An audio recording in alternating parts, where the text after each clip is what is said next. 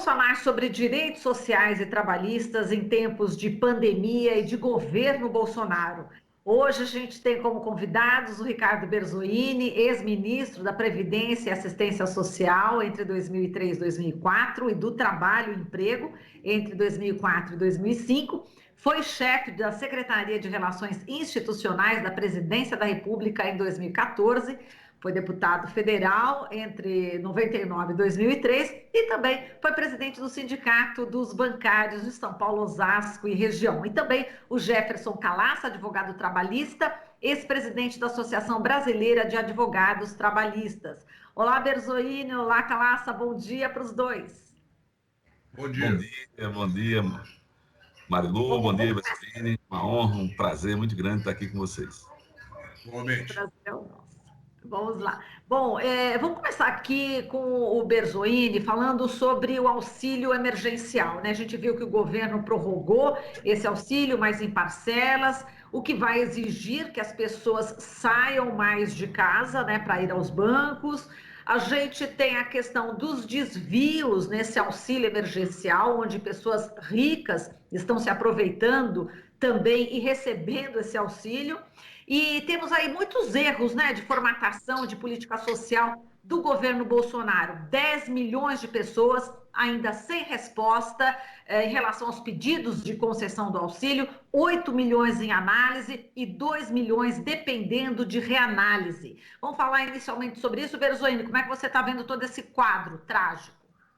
Olha, Lu, com uma grande preocupação, porque primeiro o governo não entende que nós temos uma crise aguda, que, portanto, ficar criando critérios para ver quem pode receber, o correto seria todo mundo que não tem emprego formal e que não é aposentado pensionista, nem beneficiário de nenhum outro programa social, ter direito a receber. Se vai ter fraude ou não, mesmo com os critérios está tendo fraude, tá certo? Eu tinha um assessor do Ministério da Previdência que cuidava dessa área de prevenção a fraudes. Ele dizia, qualquer coisa que você cria no governo, meia hora depois alguém já criou a fraude. Então, combater fraude é como enxugar gelo. Tem que fazer, você tem que ter uma política permanente de combate às fraudes, mas você tem que entender que isso faz parte do processo do mundo inteiro. Talvez no Brasil seja um pouco maior, mas no mundo todo. Segundo lugar, não faz sentido você limitar no tempo, dizer são só mais 2 parcelas, quando ninguém sabe qual vai ser o impacto, digamos, projetado no tempo dessa pandemia na economia, ou seja, ninguém tem certeza disso.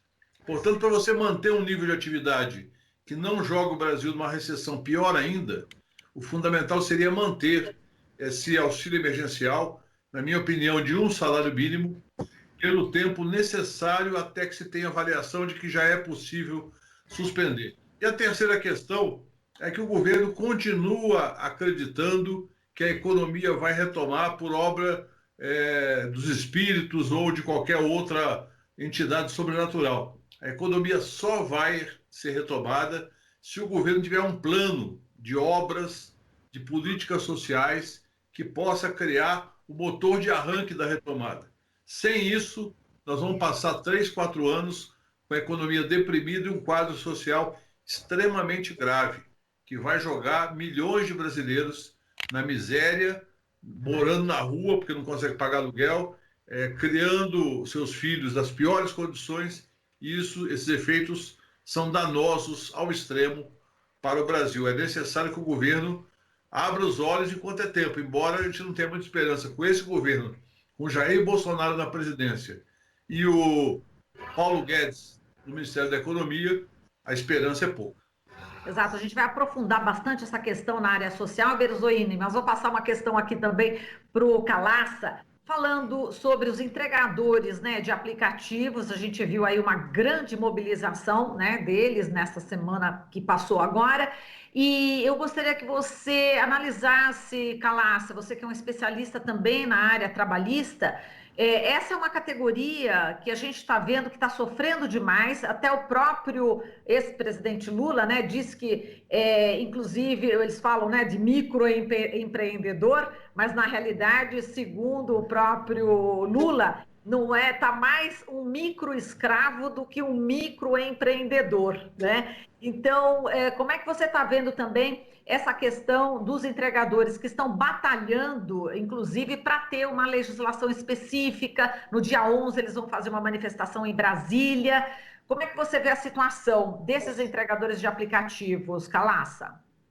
Marilu, inicialmente eu quero dizer que essa pandemia que está atingindo o mundo todo, aqui no Brasil, ela foi tratada de uma maneira extremamente irresponsável e sob a ótica exclusiva do capital e do grande capital, né? O governo Bolsonaro, ele tratou essa questão, por exemplo, diferentemente do governo da Argentina, onde Alberto Fernandes determinou que nenhum empregador poderia demitir sem justa causa qualquer trabalhador e garantiu um valor equivalente a 80% do salário para que os trabalhadores ficassem em casa. Para quê? Para que garantisse que essa pandemia não tomasse as proporções que tomaram, por exemplo, no Brasil. Se lá há centenas de mortes, aqui nós já passamos de 60 mil e a previsão aqui é de cerca de 100 mil mortes oficiais. Os médicos falam que isso você pode multiplicar aí por 4, por 5, você vai ter o número real. Então, é uma pandemia que o governo tratou de maneira irresponsável, não teve uma coordenação nacional, cada estado está agindo por si, o Supremo, inclusive, liberou os estados dessa maneira, e foi até melhor, porque se fosse se basear pela política do Bolsonaro, seria um suicídio coletivo, né, com aquela política que ele queria fazer, de liberar há muito tempo, já desde o início de março, o mercado, a economia, preocupado com a economia, e sem nenhuma preocupação com a vida humana, sem nenhuma preocupação com os trabalhadores. Não é diferente com os entregadores, né? É o setor mais precarizado do produtivo desse país. Por quê? Primeiro porque as medidas provisórias que esse governo Bolsonaro elaborou, editou, a 927 e a 936, ela tenta rasgar não somente os acordos coletivos, as convenções coletivas de trabalho, a legislação vigente, como a própria Constituição Federal. Quando ele diz que os acordos entre empregado e empregador para redução de jornada e de salário e suspensão do contrato de trabalho devem ser através de acordos individuais entre empregador e empregado. Ora, num país onde não existe a estabilidade de emprego plena para os trabalhadores, porque a Constituição, no inciso 1º do artigo 7º, dizia, lá em 88, que qualquer demissão teria que ser por justo motivo, teria que ter uma motivação justificada, mas isso seria regulamentado em lei, e nunca foi regulamentado. Então, o nosso Brasil, o nosso país, nós temos trabalhadores sem qualquer estabilidade, sem qualquer segurança jurídica. O empregador pode demitir a qualquer momento, sem nenhuma justificativa, e nem pagar, mandar o trabalhador para a justiça para buscar os seus direitos. Ora, com os entregadores, o que acontece? Ele não tem segurança jurídica alguma, porque não tem carteira assinada, porque não tem direito trabalhista algum, não tem férias, não tem 13º, não tem FGTS, não tem seguro-desemprego, não tem nada. E mais, do trabalho dele, ele tem que repassar 25% para aquele que é o seu verdadeiro empregador, que são os grandes grupos multinacionais que estão coordenando, gerindo esse tipo de trabalho. Então, na verdade, é como o Lula muito bem falou, né? Não é microempreendedor, é microescravo. Nós voltamos aí no tempo em décadas e décadas e décadas. É um absurdo ainda hoje, né? Num mundo digitalizado, num mundo modernizado como o nosso, a relação do trabalho chegar a esse nível de precarização. Pessoas trabalhando 18 horas por dia, na maioria das vezes pedalando, né? E que se sofrer qualquer acidente na sua bicicleta, na sua moto, o que acontece?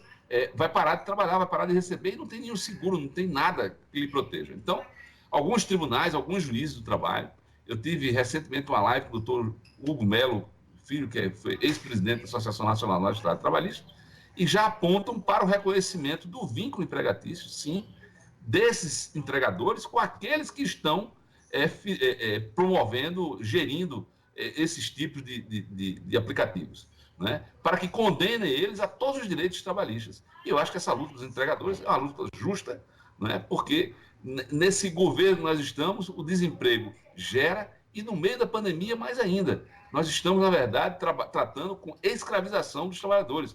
Essa coisa aí que eles fizeram de dizer que vai aumentar emprego através das MPs que editaram, é uma falácia, porque eles protegeram exclusivamente o setor econômico.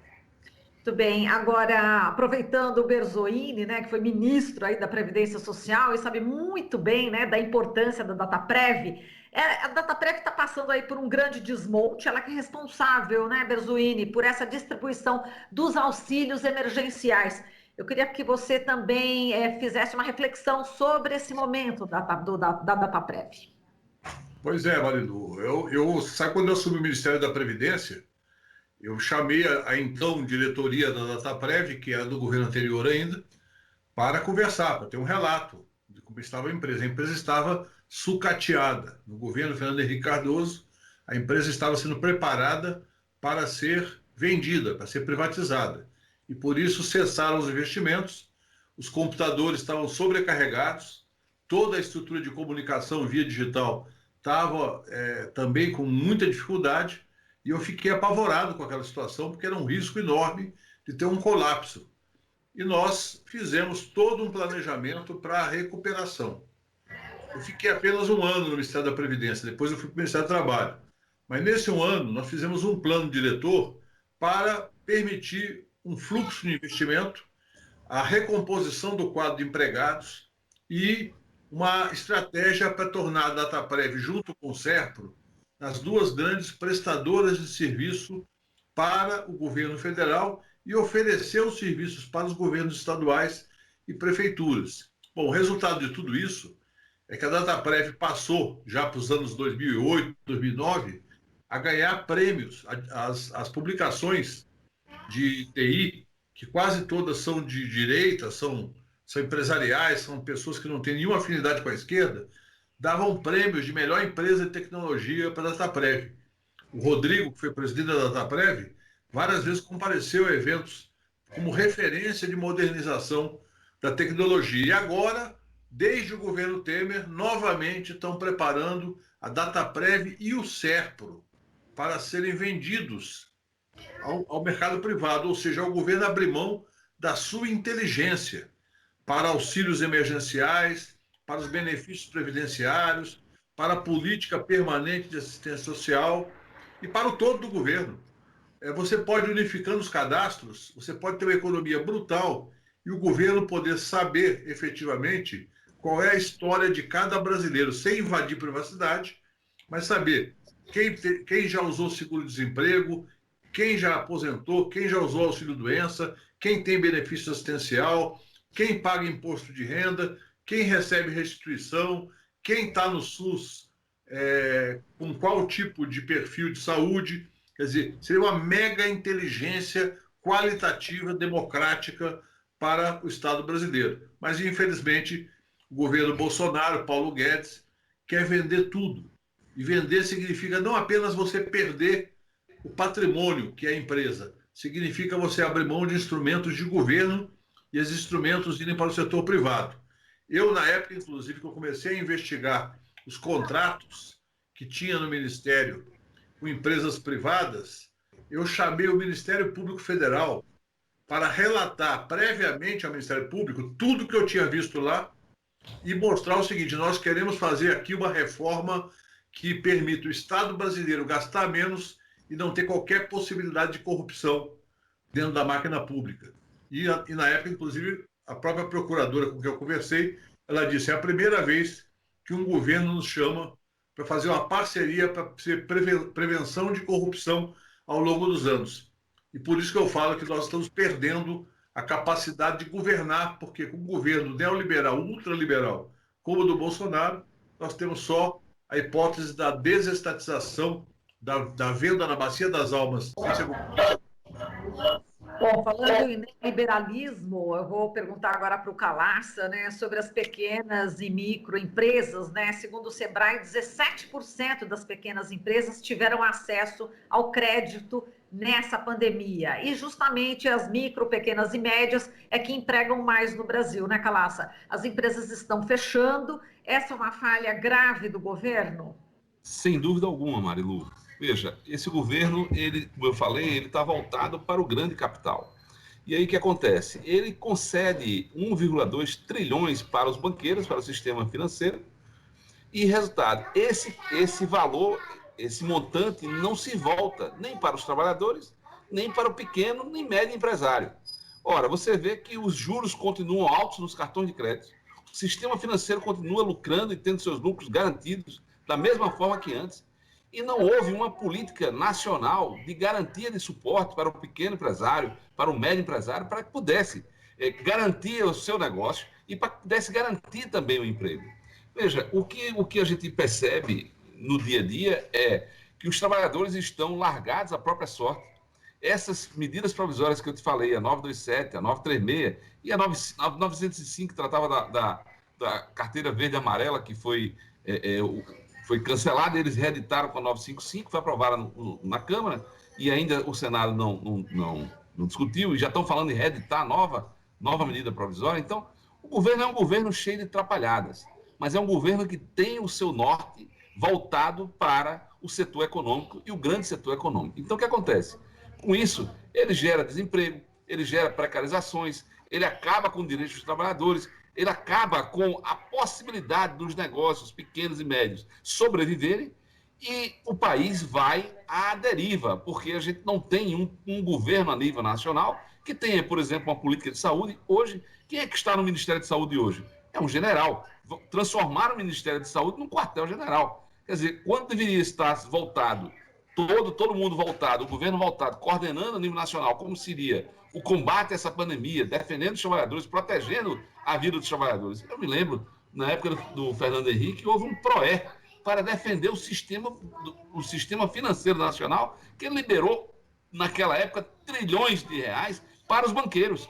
Ora, por que não fazer isso agora para os trabalhadores? Por que não fazer isso agora para os microempresários, para os médios empresários? Para que a gente pudesse, sim, dar um suporte para a economia, para que o Estado brasileiro, representado pela sua população, nós temos 215 milhões de habitantes no país, né? Então, a grande maioria é proletarizada. E qual é o suporte que o governo está dando para esse segmento? Então, ele nem protege o trabalhador, nem protege o pequeno empregador, né? Naquela reunião ministerial que veio a público, a preocupação do governo era colocar armas para determinados segmentos, que a gente sabe quais são os segmentos, que são as milícias, para poder combater o Estado Democrático de Direito. Então, esse governo está preocupado, na verdade, com um segmento extremamente conservador para garantir um Estado autoritário. E é por isso que agora, nesse momento, que está em jogo, é a sobrevivência do Estado Democrático de Direito do nosso país, para que a gente garanta as liberdades e as conquistas sociais que, algumas décadas, o povo brasileiro, os trabalhadores, deram o próprio sangue para poder assegurar na legislação, na Constituição, na Carta Magna desse país. E nós estamos sob ameaça. A democracia desse país está sob risco. E é preciso que os trabalhadores, as suas organizações, os seus sindicatos, as suas entidades e classes estejam atentas, a sociedade civil tem que estar atenta nesse momento para o que está se passando aí em Brasília, Bezoinha, através do governo federal. Exato. Você citou, inclusive, a carteira verde e amarela. A gente vai discutir isso. Eu quero saber a sua opinião, mas eu vou perguntar primeiro para o Berzoini. Berzoini, falando em propostas, né, que o governo está mandando para o Congresso Nacional, tem aí a unificação do Bolsa Família com alguns programas sociais já existentes, é o novo Renda Brasil. Eu queria que você falasse o que você pensa a respeito desse Renda Brasil, que vai poder pagar, segundo informações, R$ 300 por mês aos beneficiários. E parece que até outubro devem estar prontos esses projetos, né, do Renda Brasil e da carteira verde e amarela. Então, eu peço para você analisar esses dois projetos do governo Bolsonaro. Marilu, o Bolsonaro percebeu que tudo que ele faz no governo, ele toca de alguma coisa que o Lula fez, ou que a Dilma fez. Então, por exemplo, a transposição do São Francisco, ele vai lá inaugurar e tenta faturar, e o mundo da internet toda faz a contraposição mostrando quem tirou a transposição do papel, investiu e conseguiu realizar 90% da obra, foi Lula e Dilma. Ou seja, ele não consegue fazer nada que não tenha referência nos governos do PT. E ele está tentando, com o Renda Brasil, exatamente construir uma referência própria, mas, na verdade, recauchutando o Bolsa Família. Não tem nada demais em você unificar programas governamentais, desde que ele não esteja pensando em fazer, como na proposta da reforma da Previdência, que era reduzir o valor do BPC, reduzir o valor de benefícios que já estão conquistados pela sociedade. Então, não tem problema nenhum nisso. Agora, o objetivo dele é faturar politicamente.